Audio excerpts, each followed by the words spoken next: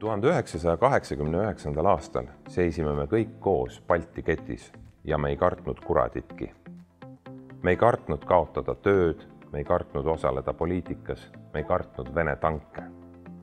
30 aastat hiljem oleme me Euroopa Liidu ja NATO liige ja mõned asjad on teisiti. Me kardame osaleda poliitikas. Poliitika on räpane, ütlevad nad. Poliitika, see ei puuduta mind. Me kõneleme poliitikast peamiselt saunalaval ja saunaparlamendis.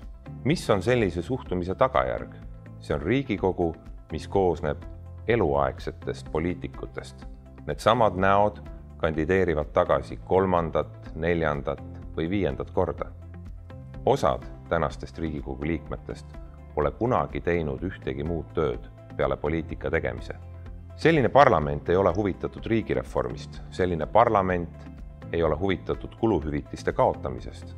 See on laev katkiste purjedega ja merel tähendavad katkised purjed seisakut. Eesti 200 koosneb inimestest, kes on oma valdkonna professionaalid.